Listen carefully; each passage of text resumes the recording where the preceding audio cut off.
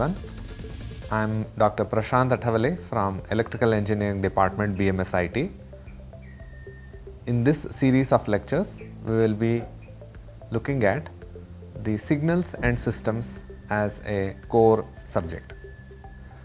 This particular course requires a background of mathematics, especially the transforms like the Fourier transform and the Z transform. Even without that also, let us try to understand the basics of the course in order to process the signals and extract the information therein. In this lecture, I will be talking about the basic introduction about the signals and the systems. Other course components also will be discussed in this, so that we get a bird's eye view of the contents that are going to be covered in this subject titled Signals and Systems. A signal can be defined as an entity that carries information. Entity carrying information. The information is to be extracted, and by the term extraction, it means that we will be performing a series of operations on the signals. These set of operations along with the systems constitute the signal processing systems. The signals basically can be of natural origin or from other systems.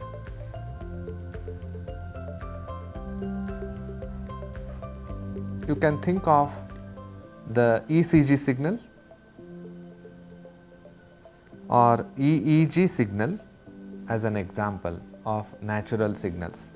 Even when I am talking to you now, my vocal tract are contracting and expanding in such a way that I produce varieties of sounds emanating from the vocal tract. This voice is also a natural signal. You can think of varieties of such signals around you which are of natural origin. Seismic activity happening is again a natural signal. You can think of the temperature variation or pressure variation, and the resulting phenomena are all a source of natural signals. Even a simple chirping of bird is also a natural signal. On the other hand, we have systems producing signals for each other's communication. You can think of a smartphone, for example. It is getting connected to the Wi-Fi or the Bluetooth, and the exchange of data is all a system, and its communication is in terms of signals. So, these systems are the ones which try to extract, as I have written over here, extract the information from the signals. Okay. If these signals are dependent on one variable, then you can classify them as 1D signals. So, one dimensional signals. You can think of the voltage in a source, for example, say 35 sine of 50 50 pi t as an example. In this, the voltage has been represented in the form of a mathematical expression. You can see that the voltage is dependent on one variable only. So, I can represent this as the independent variable, and over here we have the dependent variable. So, in a nutshell, if you were to look at this expression, you can see that the dependent variable, that is voltage, varies with respect to the time, and this variation is mathematically expressed as an as V of t equal to 35 sine of 50 pi t. This can be determined, this can be called as a one dimensional signal. That means signal whose amplitude depends, example, on only one variable. On the same lines, we have two dimensional signals. Two dimensional signals obviously have two variables on which the amplitude could be dependent. So, you can represent that as say x of a comma b, x of a comma b. Just like we had the previous case as v of t, we have x of a comma b. So, as and how the a and b vary, or even one of them vary, the amplitude of x also varies. Can you think of examples for such two dimensional signals? I have given the example for one dimensional signal. The two dimensional examples are the pictures or the images that you can take from your camera. So, I am sure that you would have taken selfies, right. So, in the selfie, if you were to take the selfie from your smart device, there you can get an image. That image is like a grid. Over here you have A, and over here you have B. So, the value of the signal at a location, that can be called as a pixel, right. So, it can be termed as a pixel. Each pixel will have a certain values. For example, 5th row here, and maybe the 10th column, okay, will have certain. So, this I can call it as a 6. So, x of 6 comma 5 will have some value of, say, example 125, right. So, this is the value of the pixel, and that pixel value depends on the row as well as the column of the pixel. Okay. So, this is example for two dimensional signal. Similarly, we can even think of the three dimensional signals. I am sure you would have immediately thought about the video. Video is a series of images. So, this can be constituted as a three dimensional signal. So, this is one dimensional is one classification, two dimensional and the three dimensional signal. In general, you can call the two dimensional, three dimensional or other as multi-dimensional signals. Okay. They can depend on two or more variables. It can be 4 or 5 and so on. Okay. So, you can think of the temperature at a location or anywhere on earth, right. It might depend on the latitude, the longitude, the elevation, the day, the year and the season and so on and so forth. So, the values of a particular parameter can depend on multiple independent parameters. So, such signals can be thought of as multidimensional. Now, as far as the signals and systems course is concerned, we will be basically concentrating on the one dimensional signals only.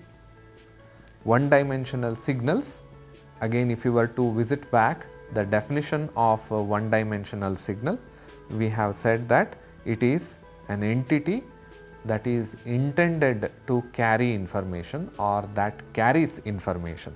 So, this information is to be extracted so that we can use that information for further processing.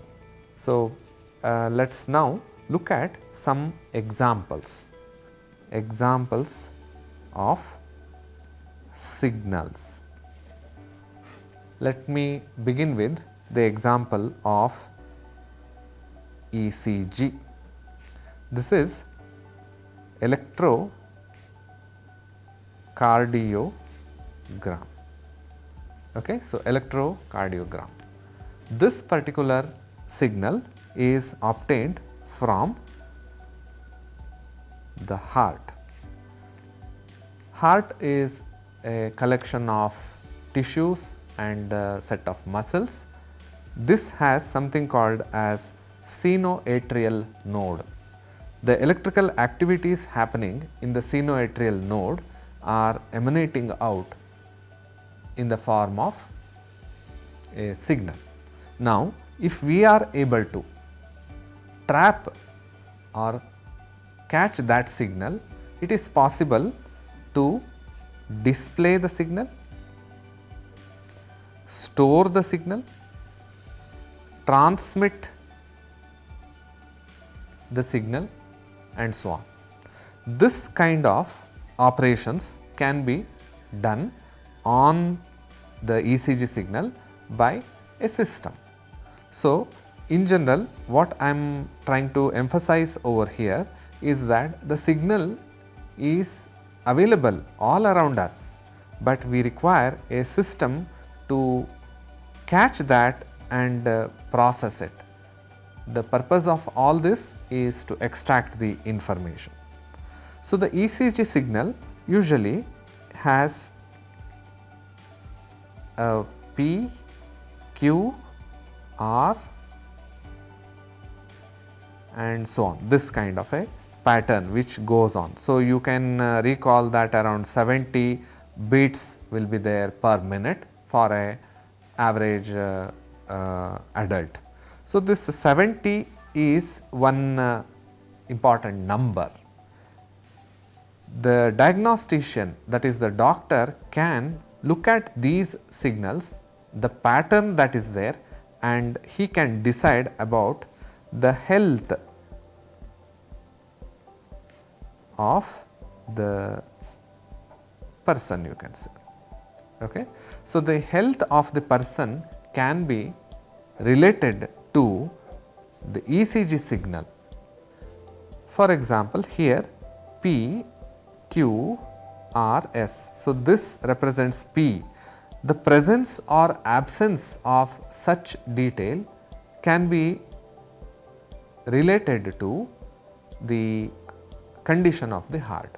This ECG signal has been obtained, say for example, using some 18 different electrodes connected to the body, right. So, this is one such example, that is ECG signal. The other example is the voice itself. You can take voice, the voice of say a normal human being. So, the air from the lungs is going to be constricted and led through the vocal tract, and it comes out through the nasal or the oral cavity. When the air is coming out through this, definitely the vocal cavity can be altered by the tongue the lips, the teeth and so on so forth. So, the entire variation in the size and shape and volume of the vocal tract results in different sounds. Some of the sounds can be like a B or D or M. So, you can make out the difference between B and M. So, to pronounce B, we need to close the lips and then let out the air in a rush, B. You can pronounce it and you can check it. Similarly, the M. So, M, to pronounce the letter M, we need to close the lips, right. So, this kind of variation can be done and you can produce various voiced and unvoiced. Unvoiced can be like S or F and sh, right. So, these are some of the sounds. I am giving example of the signals that are there around us. These two signals that we saw till now are the natural signals. So, these signals definitely carry a lot of information. So, please recall the definition of a signal that I gave at the beginning of this video. I said that the signal is an entity that is intended to carry information. So, what is the information that is being conveyed from the first signal that I gave? So, this ECG is carrying the information about the general health condition of the heart. Similarly, the voice can contain a variety of information apart from the spoken language itself. Till now, you have been listening to this lecture. So, all the information that is there in my mind is being conveyed to you through my voice, right. So, this voice itself is an information bearing content, bearing entity. Now, this voice might sound a bit dull or it might sound very happy, it might sound a bit sad.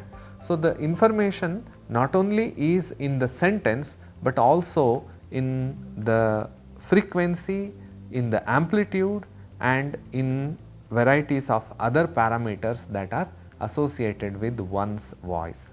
So, in general we can say that the information about the general well-being and the mental state of a person can also be deciphered if you can extract the voice and process it further. You can think of further examples like EEG. So, electroencephalogram. So, this is the activities happening in the brain. A person's brain can be mapped and you can extract information with respect to the thoughts that are happening in one's brain, the feelings that could be conveyed, the mental activities that are happening in one's brain, the sleep disorders and so on so forth can be extracted from the brain if we are able to tap the signals and then process it further. So, I have mentioned here the word display. So, this display is just putting it on another system, for example, on a graph plot, or it can be on the monitor of a TV or a other display device, or it can be aired on speaker and so on, or it can be even further stored. This storing might require you to have a storage device and further it could be even transmitted. So, these can be in general represented in the form of a block diagram. So, here I am trying to represent the system. To do the above mentioned steps, that is displaying, storing and transmitting, we would require a system. So, in general, what is a system? So, system is an entity which is operating on the signal and extracting the information. So, the system obviously will have an input and this will have also an output. The input to the system is also called as excitation and the output of the system can be called as response of the system. So, this input output relation of a system can be used to better understand the behavior of the system. Please recall that this whole signals and systems will be now basically talking about the signals in relation to the systems. So, in a nutshell, I will also represent here what are the further things that we can expect in this particular in this particular module. So, the input or the signal. So, here I can write it as the signal. What will be the output? Output will also be a signal. Input is the signal, output is obviously then a modified signal. So, this modification of the signal happens because of the system here. The signal, as discussed already, can be natural, it can be artificial, the signal can be one dimensional, two dimensional, or you can say it can general a multi-dimensional signal. The response of the system can be again one dimensional or two dimensional or multi-dimensional. It all depends on what the system is actually doing. So, here the operations are being done. So, I can now talk about the operations. So, the system is the one which performs operations on the signal. So, what are the operations that we are seeing over here? The operations can be simple addition or subtraction or multiplication or division of the signal. The operations can be the integration or the differentiation. The operations can be convolution. The operations can be other transformation. For example, Fourier transform and so on. So, the system is an entity which is performing the operations on the signals, so that the information that is there in the signal can be extracted. The system can produce its output and the same can be input to the next system and so on. When these operations are happening on the signal, there is possibility that there is some external influence called as noise. So, what is a noise? A noise is also a signal which is undesirable in a system. So, we will be looking at some ways in which we can reduce the effect of such noise. In the first video, we have seen a general introduction about the signals and the system. We will continue with the discussion on the same to understand in general the behavior of the system. If you were to look at the example of a system like fire alarm, okay, or even say burglar alarm, these systems have to work on the signals that are in the natural or around the in the natural domain. So, if you were to draw the system representation again, system, what is the input to the system? Input to the system is from the real world. input to the system is a signal from the real world. So, obviously, we need to have a sensor for the same. Now, the sensor is producing an analog input over here, analog input.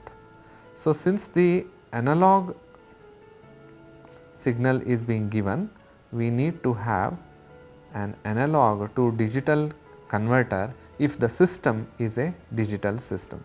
This signal, that is the digitized signal, will be fed to the system. System does the processing. In the previous video we have seen how the system does the processing of the signal by performing a varieties of operations. So, these operations can be the addition, subtraction, multiplication, division, or it can be integration, it is the differentiation or convolution and such operations. So, this digitized signal is fed to the system, then system produces its own output. This output is now in digital form. So, this further needs to be converted to analog form using a D to A converter. Now, this output will further be fed to an actuator. Okay. So, this is again our real world. So, you can observe how the signal is emanating from the real world and again coming back into the real world and being transformed or being processed by the system. You can think of the fire alarm as an example. Fire alarm will have maybe sensors which are situated across the building or maybe in a room, and the sensor will be a fire smoke detector. The sensor could be a temperature sensor. So, the variation in the temperature, variation in the gaseous content in a room can be detected and be correlated to the fire. So, the sensor producing that voltage proportional to the temperature or the gaseous content in the room or in a building or in a campus or so. Now, that is being given to an analog to digital converter.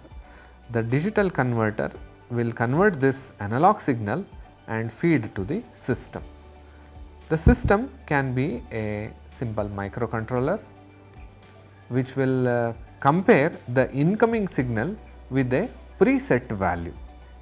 That preset value, if this incoming signal is more than the preset value, then it needs to immediately take action. If the incoming signal is less than the preset value, then the system simply ignores that and goes on to again check the next incoming value.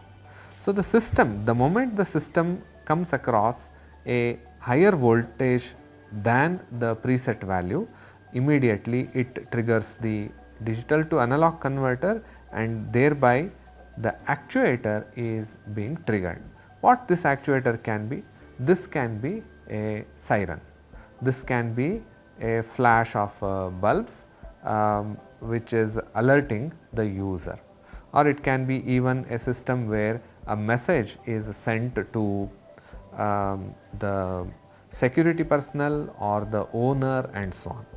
So, this entire representation over here is from the sensor which is processing the incoming real world signal and the actuator which is again in the real world where the signal is again to be transferred to. So, this is the progression of the signal in all this from real world back to the real world being processed by the system. And whenever the signal is being transferred from one point to another, it is possible that it gets added with the noise. So, noise is what corrupts the signal and this requires the removal. This noise needs to be removed for increasing the signal content and enhancing the effectiveness of that signal. I also gave the example of the ECG signal. ECG signal, when is being captured from a human being, it is possible that along with the ECG signal, it could be the 50 hertz or the 60 hertz supply, AC supplies could also corrupt the signal, ECG signal. Therefore, once the signal has been captured, obviously it needs to pass through a filter. So, the output is the filtered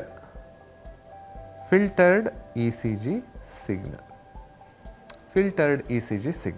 So, you can observe here the same representation of the system that is shown in the block diagram has been modified over here to give the example system like an ECG signal where noise is corrupting the signal and the filter is nothing but a system. So, this can be a notch filter over here and which is designed for 50 hertz and that removes the signal, and the output that you are getting is actually a much better version of the ECG signal which is being fed into the filter here. So, if this filtered signal is given to the doctor, maybe his analysis of the patient will be more accurate. So, this is the representation of the signals and the systems. I have been talking about the analog to digital conversion or digital to analog conversion and the signal being processed by the system and so on. So, what are the major ways in which the signal processing can be done? So, the processing can be done in analog form or can be done in the digital forms. So, the analog form obviously will rely on components like the resistors, the inductors, the capacitors, the voltage source, the current source and so on so forth, all the analog quantities, and there will be a fixed circuit for performing the operations on the signal. So, these circuits are all meticulously designed for operating on the signal. On the contrary, in a digital system, the system will have the memory, a set of codes for performing the operation, and you can on this you can clearly say that by modifying the codes, you can modify the behavior of the system. For example, a low pass filter with a few set of codes can be transformed into a high pass filter with the F0 being the cutoff frequency over here. So, the low pass to high pass transformation is just by modifying a set of codes. So, the hardware can be reused in the digital processing. Analog signal on the contrary will require redesigning the entire circuit for modification. So, modification is not going to be so easy in the case of analog processing. So, there are two major advantages of the digital processing. One is, as already mentioned, flexibility, and the second one is reproducibility or